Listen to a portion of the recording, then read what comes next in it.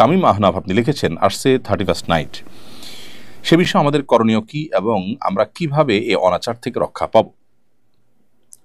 ভাই Shamim Ahnaf, 31st night এটির সূচনা বা একেবারে শুরু হয়েছিল অগ্নিপূজক বা পেগানদের কাছ থেকে।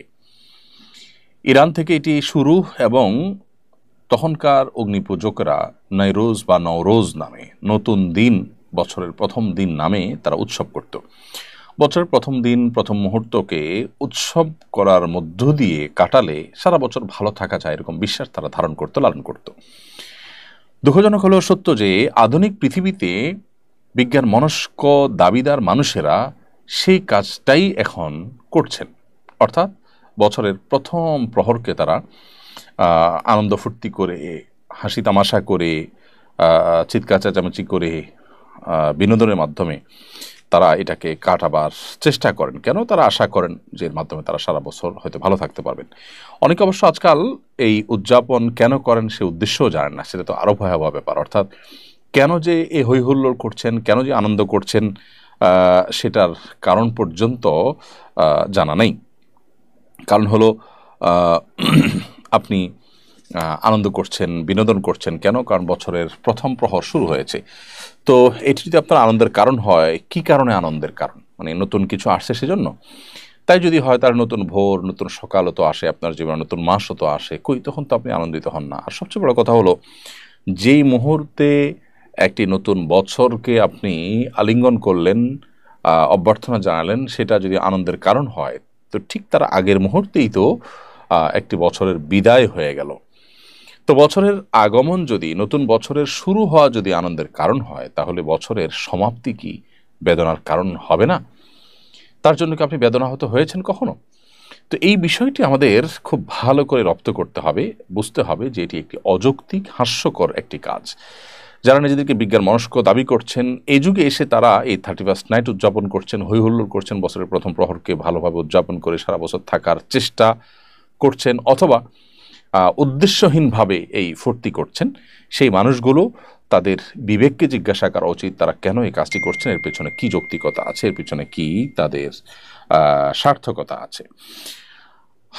এটি অন্য ধর্মাবলম্বী অগ্নিপূজকদের থেকে শুরু হলেও পরবর্তীতে খ্রিস্টানরা এটিকে খুব ভালো করে ধারণ করেছে। দুর্ভাগ্যজনক বিষয় হলো, এদেশের মানুষের, এই মাটির এবং এদেশের মানুষের যত রকমের কালচার আছে, ধর্মভিত্তিক কালচার, অঞ্চলভিত্তিক কালচার, তার কোনোটির সাথে 31st নাইটের কোনো সম্পর্ক নেই, অথচ এটি আমাদের দেশে চাপিয়ে দেওয়া হচ্ছে। এটির ফলে মায়ের কোলের শিশু আতশবাজির বিকট আওয়াজে মারা যাওয়ার ঘটনা ঘটেছে আমরা জানি, এবং সেটি আদালত পর্যন্ত গেছে, এবং সেই সাথে একজন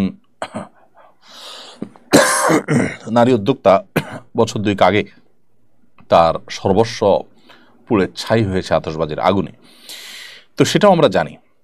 এরপর আমাদের দেশে পরিবেশ, প্রকৃতি, পাখিকুল তাদের আতঙ্কের কারণ হয়ে থাকে আতশবাজি।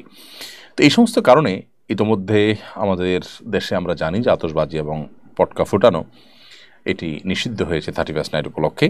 সো এ বিষয়ে যদি কেউ কোনো প্রকার অন্যায় করতে চায়, কেউ যদি আইন লঙ্ঘন করতে চায়, কেউ যদি মানুষের জীবনকে, পশু পাখির জীবনকে বিষিয়ে তুলতে চায়, তাহলে তাদের হাত ধরে থামিয়ে দিতে হবে। সবাই সমাজে উদ্যোগ নিতে হবে এই ধরনের কর্মকাণ্ড যেন কেউ ঘটাতে না পারে। তাহলে ইনশাআল্লাহ এই পরিস্থিতি থেকে আমরা হয়তো রক্ষা পাবো। আমাদের দেশে একটা শ্রেণী মানুষ, তারা বাহির থেকে বিভিন্ন কালচারকে তারা আমদানি করে দেশে পুশ করার চেষ্টা করেন। বিশেষ করে এক শ্রেণীর মিডিয়া আছেন, এক শ্রেণীর সুশীল সমাজ আছেন, যারা বাহিরের বিভিন্ন এজেন্ডা বাস্তবায়ন করার চেষ্টা করেন। তারা আমাদের দেশের উপর কালচারাল আক্রমণ বা সাংস্কৃতিক আগ্রাসন তারা চালানোর জন্য হাতিয়ার হিসেবে ব্যবহৃত হচ্ছেন। সেই মানুষগুলোর উপর আমাদের সতর্ক থাকতে হবে, সচেতন থাকতে হবে, এবং আমাদের দেশের উপরে চালানো যে আপনার কালচারাল যে অ্যাটাক বা সাংস্কৃতিক যে আক্রমণ, এটাকে প্রতিহত করার চেষ্টা আমাদের করতে হবে। এই সমস্ত মিডিয়াগুলো এই বিজাতীয় সংস্কৃতিগুলোকে আমাদের দেশে গেলানোর চেষ্টা করছে নানাভাবে।